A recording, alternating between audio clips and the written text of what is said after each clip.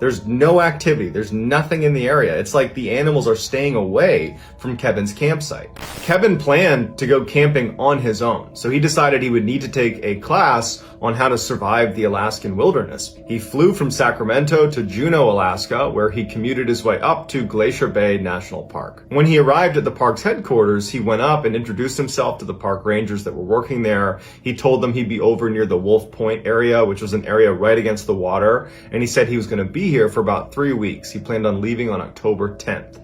No one in Kevin's family or any of the park rangers heard from Kevin for the next couple of weeks. On October 8th, which is 2 days before Kevin said he was planning to leave the park, a couple of park rangers were in a boat patrolling some waterways around Wolf Point, which is the area where Kevin was camping, and just see how he was doing, because they knew he was out here by himself. They're making their way down, and as they turned this last corner where they could finally see Kevin's site, immediately they knew something was wrong.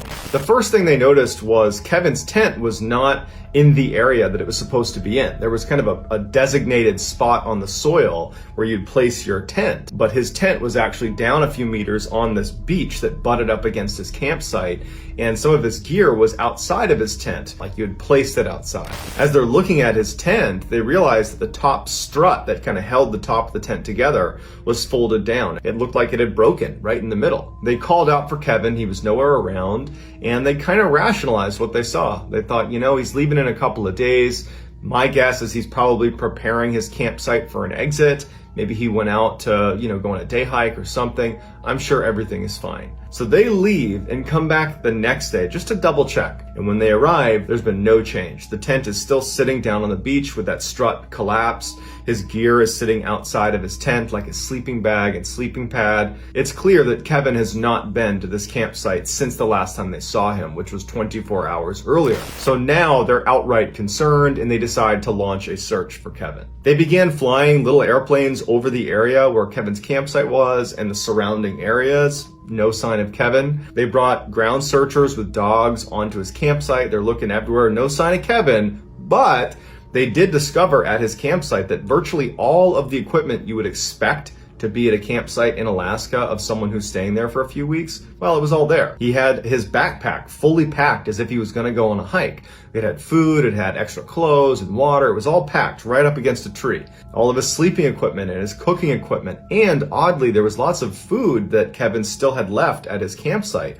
that was out in the open, and no animals had touched it, which is a complete anomaly. As they began searching the outer areas of his campsite, dogs were able to locate Kevin's boots, his glove liner, and his hat.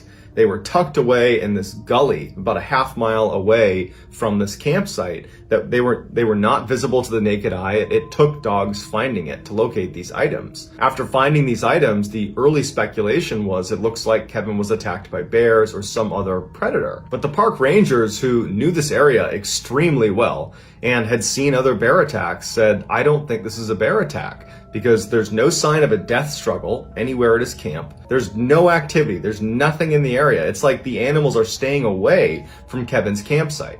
When they couldn't find any sign of Kevin, the investigators went to speak with Kevin's family and asked them, did he have any signs that he was looking to end his own life? Do you have any information you can give us about him? And they said, no, he was really happy, well-adjusted, excited about this trip. He had taken a class to prepare himself for this trip. He told us that he planned on taking a couple day hikes, but no overnights.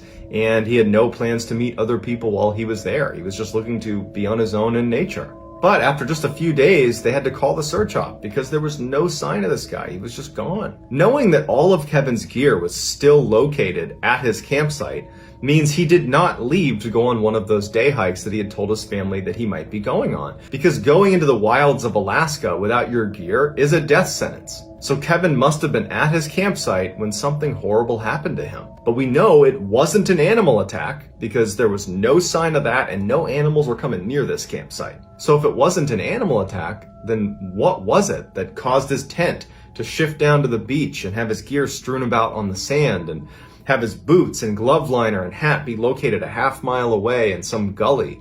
And where's Kevin?